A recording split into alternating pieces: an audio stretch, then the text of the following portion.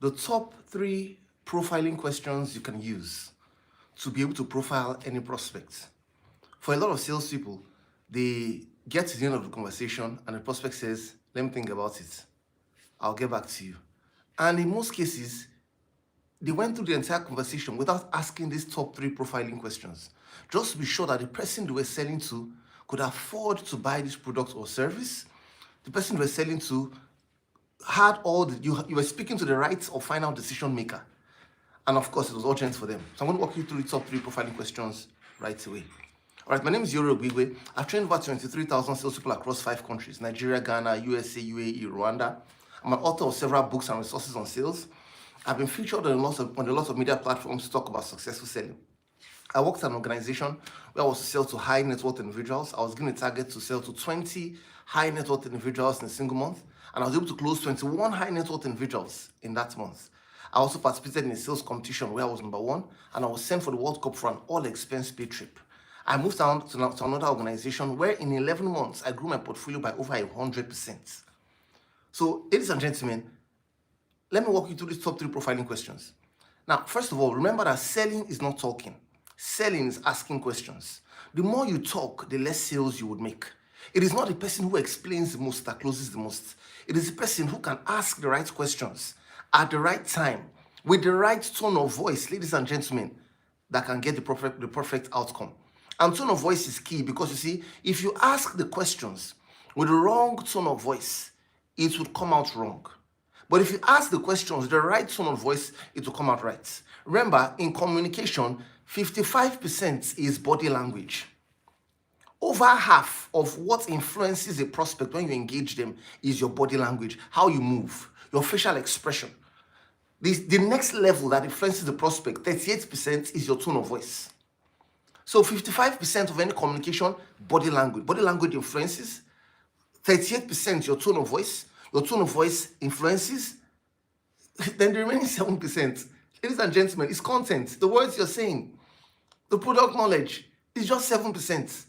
So what actually affects and influences the prospect and helps them move to make a decision? Body language, tone of voice. Product knowledge is important because it affects your body language, it affects your tone of voice, but the content itself is not where the magic is. It's in the unspoken communication. So when you meet a prospect, remember, you can't just start asking questions. When you meet a prospect for the first time, you want to ask a question that will make it possible for them to calm down and give you their attention. A question like this: Mr. Prospect, thank you so much for having a meeting with us. Hope you don't mind. Can I ask you a few questions just to see how I can be of help to you? Now remember, I can't ask this question when the prospect is in transit or in motion. I can't ask this kind of question when the prospect is distracted and I don't have the prospect's full attention. The prospect is saying, I meet the prospect and I say, okay, can you send me the documents? Okay, where is that check? Bring it to me. Okay, tell them that I'll move the meeting next week. And you can see the prospect doing all these things. You can't start asking that question at that time because you know that you have, in sales, attention is currency. You need to make sure that the prospect is settled and ready to listen to you. And this is why we emphasize the importance of booking meetings. Remember, whatever it is you're selling, if you're selling capital projects or high ticket items, things that would require significant investments, we need to have meetings to do these things. If you're selling FMCGs, fast moving consumer goods, and you're not selling to a distributor or wholesaler, you're talking to a retailer who is buying a single item, you may not go these routes, right? To start asking questions and qualifying because it's probably paying 15K or 5K or 10K. It's going to be more transactional.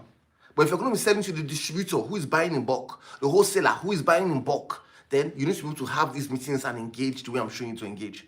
So first question, to be able to start the conversation, the question that start the conversation, Mr. Prospect, thank you so much for having this meeting with me. Hope you don't mind. Can I ask you a few questions we normally would ask our clients just to see how we can be of service to you? Now, please note, a few questions we normally would like to ask our clients.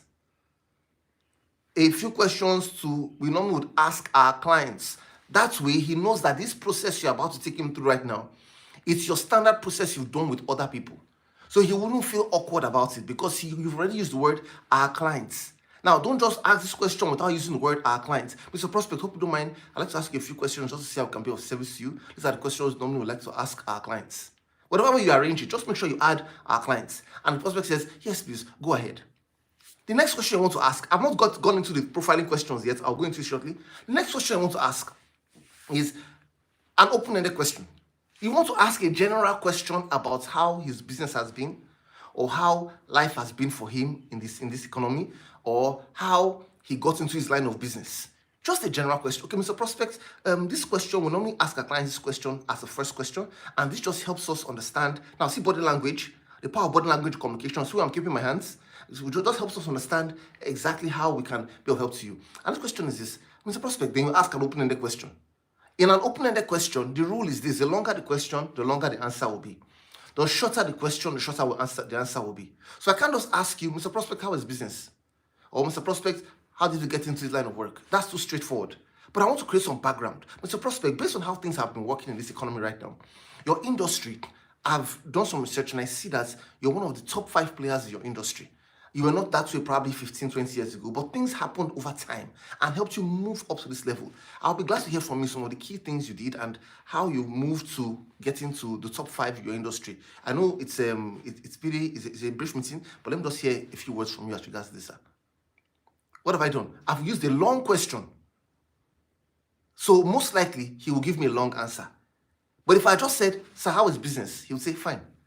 So longer the question, the longer the answer. Now, while he's speaking, I'm listening.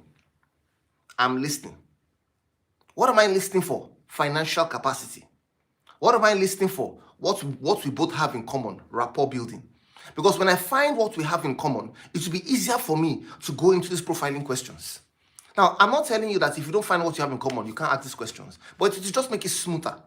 Just make it smoother. So make sure that you find what you have in common. What are you looking for? Similar interests, similar beliefs, similar backgrounds. So what interest does he have that probably you have? What beliefs does he have about life? Values, not religious beliefs, values that does he have that you probably have? What similar background does he have? How he grew up, how he lived, school he went to. What similar background does he have that you probably have? So you want to listen for these things. And see, when you're listening like this, ladies and gentlemen, let me show you a very powerful technique. When you're listening like this, you want to strategically look out for pointer statements that will lead you to what we call children questions. You know, when we're in school those days, when you have an exam, they'll say, we have 5 major questions for this exam, and each of these questions have children. I don't know if you ever heard that when you were in school, but that was what I heard when we were in school. It's each of these questions have children, meaning 5 major questions. Number 1, there's 1A, the children, 1A, 1B, 1C, 1D, 1E, right? These are the children.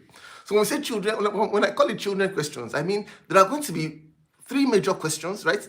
Or should I call it 4 major questions because of this first question, the open-ended question, right? So let's just call it 4 major questions. There are 4 major questions, right? The open-ended question I've just asked right now. When you ask this question, you're going to look out for other children questions that can arise.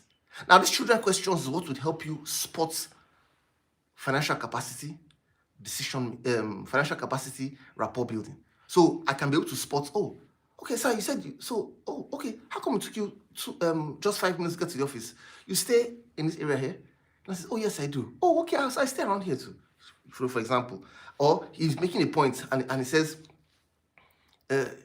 his wife was in hospital, and oh, sir, lovely. How many kids do you have, sir? I said, we have three boys. Oh, sir, I actually have 3 boys too. Now, if you don't have 3 boys, don't say you have 3 boys.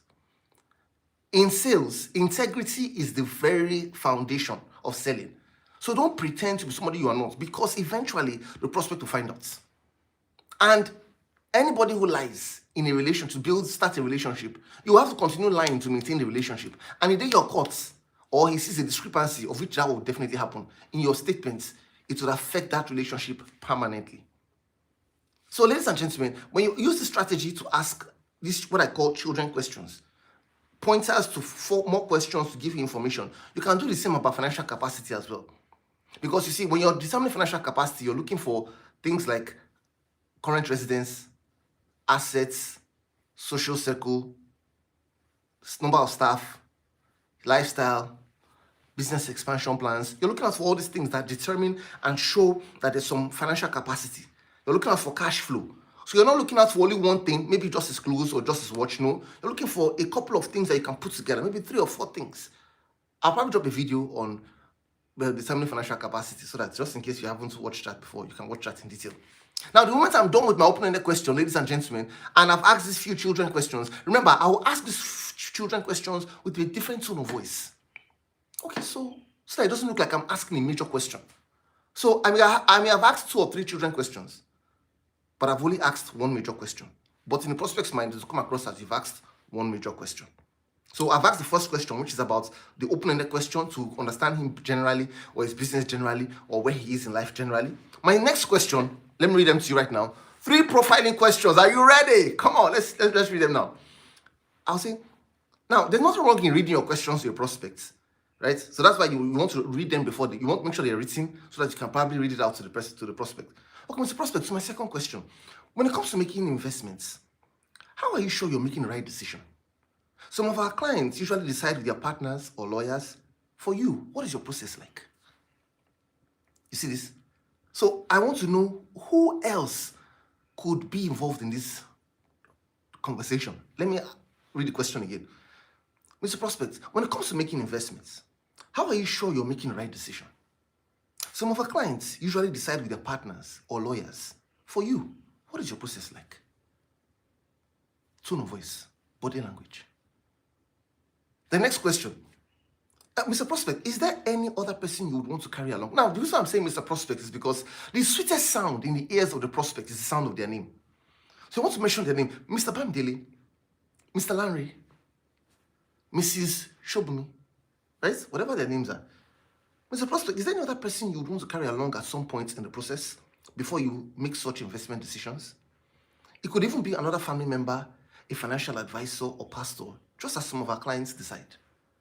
Is there anybody who would like to carry along in the process, sir? What am I looking for? Who else does he want to carry along in the process? My third question. Mr. Prospect, I'm going to show you a few things now that could be of interest to you. I may not be able to go through it all, but in our next meeting, I will take things further. Who would you want to be in the next meeting as well, please? Thanks for watching. I'll look forward to seeing you again in our next video. If you missed any points here, I have a follow-up video that can show you how to qualify and determine financial capacity right here. Please remember to join us again tomorrow. Look forward to seeing you. Remember to like, remember to comment, remember to subscribe. I'll talk to you soon.